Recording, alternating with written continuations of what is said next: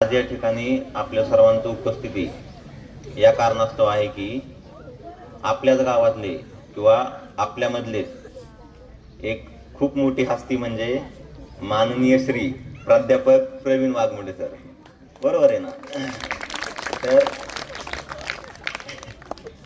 तर हे अशा हस्ती आहेत की आजपर्यंत बऱ्याच लोकांना ह्यांच्याविषयी काही गोष्टी माहीत नव्हत्या.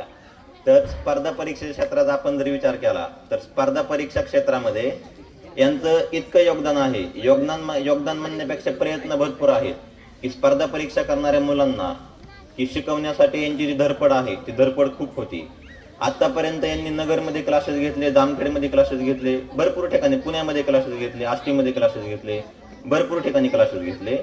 पण आपलं जे हाळगाव हे गाव आहे, हाळगाव हे आपलं गाव आहे. तर ह्या गावामध्ये बघा PM श्री मान्यता प्राप्त आपली जिल्हा परिषद शाळा आहे. तर PM श्री मान्यता प्राप्त म्हणजे काय, साधी शाळा नाही. बरोबर, हिला काहीतरी एक विशेष दर्जा आहे. अजून आपल्या हाळगाव या शाळेमध्ये भैरवनाथ विद्यालय आहे. आपल्या हाळगाव या शाळेमध्ये गॅलेक्सी इंग्लिश स्कूल आहे. त्यानंतर अजून विनफिन हायस्कूल आहे. आता शैक्षणिकदृष्ट्या जर आपण विचार केला तर एवढ्या सगळ्या शाळा आपल्याकडे अवेलेबल आहेत. मग इथं हाळगावमध्ये कमतरता कोणत्या गोष्टीची आहे किंवा कमी शिक्षणाच्या बाबतीमध्ये आपण जर विचार केला तर कमी कोणत्या गोष्टीची आहे, तर कोणत्या गोष्टीची कमी आहे? स्पर्धा परीक्षा मार्गदर्शक किंवा स्पर्धा परीक्षा केंद्राची कमी आहे. बरोबर आहे ना? ह्या गोष्टीचा सरांनी विचार केला. सरांनी हा विचार केला की बाकी ठिकाणी आपण जे क्लासेस घेतो किंवा आपण जे अकॅडमी चालवतो, बाकी ठिकाणी चालवण्यापेक्षा आपल्या गावामध्ये चालवायला काय अडचण आहे किंवा आपल्या गावामध्ये याची सुरुवात करायला अडचण काय आहे?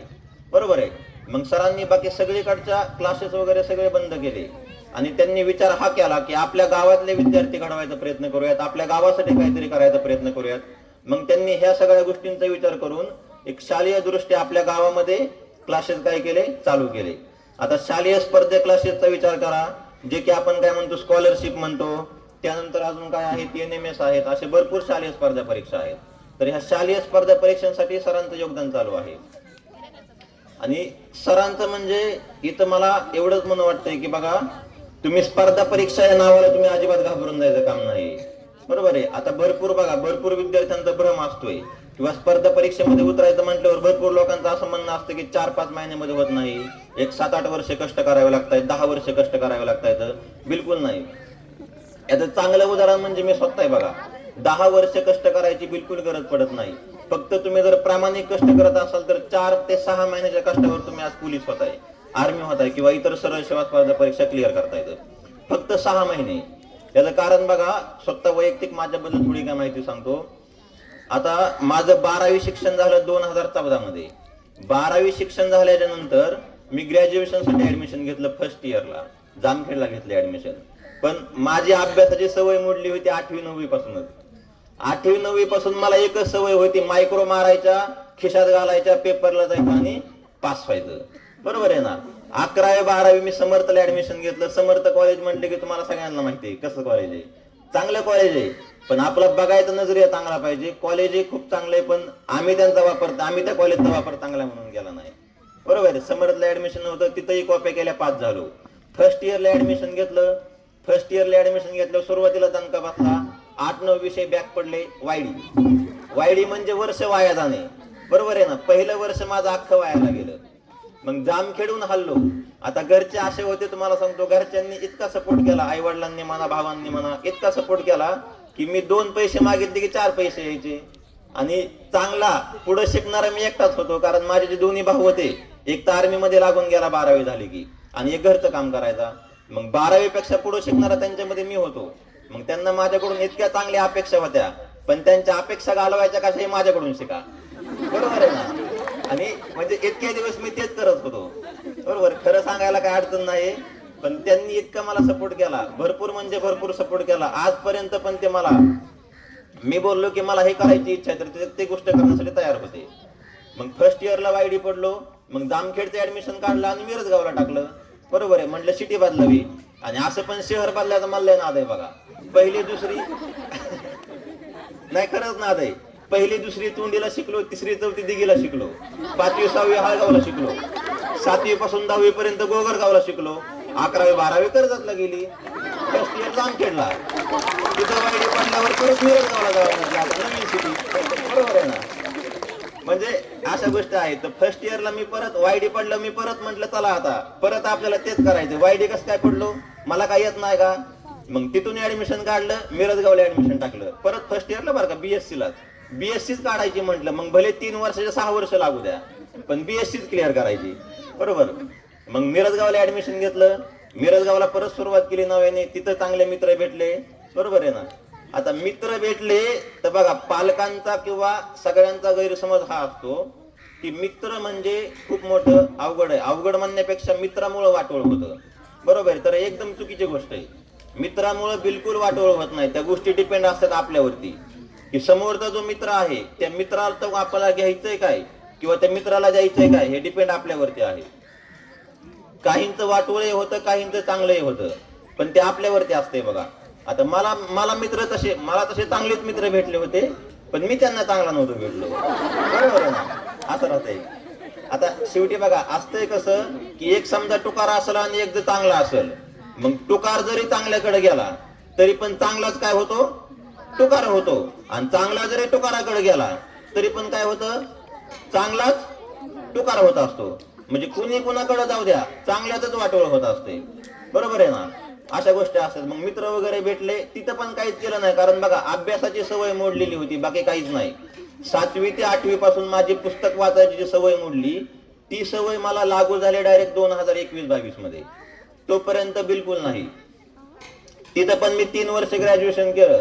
तिथं पण दुर्दैवाची गोष्ट ही होती की तिथं पण 3 वर्षाचं ग्रॅज्युएशन म्हणजे माझे विषय बॅकला राहिले गेले.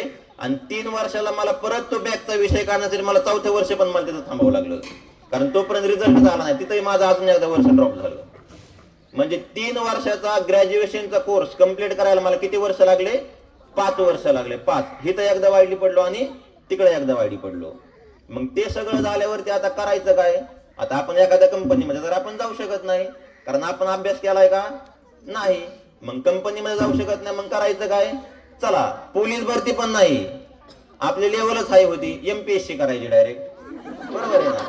मग ते झाल्यावरती मी पुण्याला गेलो घरच्यांच्या विरोधामध्ये. एक गोष्ट लक्षात घ्या बाळांनो, घरच्यांच्या विरोधामध्ये कधीच कोणते कामं करायचे नाहीत, कधीच कोणते नाही. तुम्हाला साधं बाहेर जरी पडायचं असेल ना, तरी घरच्यांच्या सपोर्ट शिवाय तुम्ही कोणतीच गोष्ट करू शकत नाही. तुम्ही म्हणताल माझा मित्र पुण्याला आहे, मी मित्राच्या जीवावर जातो, मित्र उद्या तुम्हालाच घोडे लावणार आहे. मित्र उद्या तुम्हालाच बोलून दाखवतो की मी तुझ्यासाठी हे केलंय, मी तुझ्यासाठी ते केलंय, मी तुझ्यासाठी ह्या गोष्टी केल्या, तर तुझ्या माझ्या उपकार आहेत. पण आपले आई वडील कधी असं बोलून दाखवणार का आपल्याला, कधीच नाही दाखवणार बघा. त्याच्यामुळे घरच्यांच्या विरोधात कोणतीही गोष्ट करू नका आणि काही करायचा प्रयत्नही करू नका. ज्या काही गोष्टी असतील, आता तुमच्या काही चांगल्या गोष्टी असतात ज्या घरच्यांना समजत नाहीत, आपल्या घरचे एवढे शिकलेले असतात का नाही, तर त्यांना समजून सांगणं तुमचं काम राहतंय. बरोबर आहे ना. ज्या तुमच्या चांगल्या गोष्टी आहेत त्या घरच्यांना समजून सांगणं तुमचं काम आहे की असं असं आहे, असं असं आहे, मला अशी अशी करायची इच्छा आहे. बरोबर ना. पण घरच्यांच्या विरोधामध्ये कोणताही निर्णय घ्यायचा नाही, जो की मी घेतला. घरच्यांच्या विरोधामध्ये मी कुठं गेलो, पुण्याला गेलो एमपीएससी करण्यासाठी. ते पण गेलो एका मित्राच्या जीवावर. 6-7 महिने राहिलो, जॉबही केला, पण ग्रॅज्युएशन झालेलं होतं, मला काही चांगला जॉब भेटला नाही. स्वतःचा खर्च भागेल किंवा काहीतरी गोष्टी होतील, फक्त दिवस काढण्यापुरता जॉब केला. 7-8 महिने जॉब केला. जॉब करून शेवटी वैतागून तुम्हाला कुठे यावं लागलं, घरीच यावं लागलं. काहीच फायदा होत नाही बघा, फक्त दिवस जाता येतं. शेवटी घरी आलो. घरी आल्यावरती परत अभ्यास चालू केला, कुठं नाही केली मध्ये. आता तुम्हाला खोटं सांगत नाही, ज्यावेळी मी पुण्याहून रिटर्न आलो का त्यावेळी माझ्या डोक्यामध्ये एवढा प्रेशर होता ना, आणि तो प्रत्येकाच्या ह्याच्यामध्ये तयार होतो. तुम्ही लहान आहात, तुम्ही जसे मोठे होताल, 21, 22, 23 वर्षाच्या पुढे तुमचं ज्यावेळी वय जाईल ना, त्यावेळी तुमच्या पण डोक्यामध्ये एवढा प्रेशर असेल. एक टाइम येतो बघा बाळांनो, इतका प्रेशर राहतो आपल्या डोक्यामध्ये, इतका प्रेशर म्हणजे आपण घरून पैसे घेऊ शकत नाही. घरचे आपल्याला पैसे देत नाही अशी गोष्ट नसते बघा, पण आपण घरून पैसे घेऊ शकत नाही. कोणतीही गोष्ट असू द्या, साधी तुम्हाला चॉकलेट जरी घ्यायची म्हटलं ना, तरी एक टाइम हा येतो की तुम्ही घरून 1 रुपया पण घेऊ शकत नाहीत. घरचे देत नाहीत हा बोलत नाही बरं का मी, घरचे तेव्हाही द्यायला तयार असतायत, पण आपण त्या कंडिशनला असतो की आपण घरून रुपया पण घेऊ शकत नाही. आणि मी त्या कंडिशनला आलो होतो की मी घरून पैसे घेऊ शकत नाही. मग बघा 2019 मध्ये माझ्या आयुष्यातली पहिली भरतीची सुरुवात केली मी 2019 मध्ये. 2019 ला मी पोलीस भरतीचा फॉर्म भरला. लॉकडाऊन पडलं. लॉकडाऊन पडल्यानंतर त्याचे पेपर झाले 2021 ला. 2021 ला पेपर झाले. पण मी सांगतो बघा, मी आतापर्यंत माझ्या बोलण्यावरून तुम्हाला कळते की मी अभ्यास बिलकुल केला नाही. पण ज्यावेळी 2019ला मी फॉर्म भरला, मी फक्त 6 महिने अभ्यास केला होता. किती महिने? 6 महिने. माझा अभ्यासाचा बॅकग्राऊंड बघा, 8वी नंतर माझा गॅप पडलेला आहे अभ्यासाला. तो सुरुवात कधी केली मी? 8वी म्हणजे थोडक्यात माझी 12वी झाली बघा 2014ला. 12वी पकडून चला, 2014 पासून 5 वर्ष म्हणजे 2019 पर्यंत मला ग्रॅज्युएशन गेलं. आणि 19 नंतर मी फक्त 6 महिने अभ्यास केला. आणि त्या 6 महिन्याच्या अभ्यासावर मी आज इतक्या पुढे गेलो. त्याच्यानंतर पण अभ्यास केला नाही आणि काहीच नाही. तर ऍक्च्युअल मध्ये माझा पेशा आहे बघा शिक्षक. मी आज एक शिक्षक आहे. आणि कोणता शिक्षक आहे माहिती आहे का? स्पर्धा परीक्षा मार्गदर्शक आहे मी. गेले 4 वर्ष मी स्पर्धा परीक्षा मार्गदर्शक आहे. माझा विषय आहे गणित आणि बुद्धिमत्ता. हे 2 विषय माझे आहेत. तर मला फक्त एवढं सांगायचं बघा याच्यामधून, की तुमचा गॅप जरी पडला असेल ना अभ्यासाला, तरी पण लोक काय बोलताय ह्याच्यावर तुम्ही विश्वास ठेवू नका. की बाबा तुझा गॅप पडलाय अभ्यासाला, तुझ्याने होणार नाही, तू करू शकणार नाही, असं बिलकुल नाही. तुम्ही 100% करू शकता. फक्त तुमच्या मनामध्ये जर तेवढी गोष्ट असेल ना, तुम्ही 100% तुम्ही तेवढ्या गोष्टीला वेळ देऊ शकताय. तर बघा, नंतर आता माझ्या काय गोष्टी सांगत नाही. मी आणि सर आम्ही एकदम जवळचे मित्र आहोत, बरोबर. तर सरांच्या बोलण्यामधून किंवा सरांच्या तळमळीमधून मला फक्त एवढंच जाणवतंय की सरांचं स्पर्धा परीक्षेसाठी खूप मोठं योगदान आहे आणि तेवढं धडपडही करता येतं. तर माझी सरांना अशीच इच्छा राहील की त्यांनी फक्त लहान मुलांकडे लक्ष न देता, आता लहान मुलांकडे म्हणजे शालेय स्पर्धा, बरोबर आहे ना, स्कॉलरशिप झालं, नवोदय झालं, NMS झालं, ह्या स्पर्धेकडे त्यांनी लक्ष न देता आमच्या युवा पिढीकडे थोडंसं लक्ष द्यावं की तेही अभ्यासाकडे कसे वळतील ह्याचा पण थोडा प्रयत्न करावा. तर 10वी 11वीचे जे मुलं आहेत, 10वी 11वी 12वीचे मुलं, तर त्यांच्यासाठी पण त्यांनी काहीतरी करावं. कारण लहान मुलं आहेत बघा, त्यांना आपण घडवतो तसे घडतात, ते 100% घडतात. आपण त्यांना म्हटलं हे कर तिथेच करणार आहेत, हे कर तेच करणार. पण 10वी 11वीचे मुलं असे असतात, हे कर म्हटल्यावर हा आपल्या समोर हा म्हणणार, पण आपण पाठ फिरवली की मग ते त्यांचं आहे ते चालू ठेवणार. त्याच्यामुळे फक्त लहान मुलांकडे लक्ष देता थोड्या मोठ्या मुलांकडे, थोडंसं युवा मुलांकडे थोडंसं लक्ष द्यावं आणि त्यांच्यासाठी काहीतरी क्लासेस वगैरे सुरू करावेत अशी माझी इच्छा आहे. आणि 11वी 12वीच्या मुलांसाठी मला तरी वैयक्तिक असं वाटतंय की सरांनी 11वी 12वीच्या मुलांसाठी समर व्हॅकेशनचे क्लासेस असतात बघा, ते सुरू करावेत. म्हणजे व्हॅकेशन क्लासेस, एक्स्ट्रा क्लासेस माहितीत ना तुम्हाला, तर ते सुरू करावेत अशी माझी इच्छा आहे. मग बघूयात सर त्यासाठी काहीतरी विचार करतीलच. आणि मला इथे बोलण्यासाठी संधी दिली त्याबद्दल मी सर्वांचा आभारी आहे. धन्यवाद.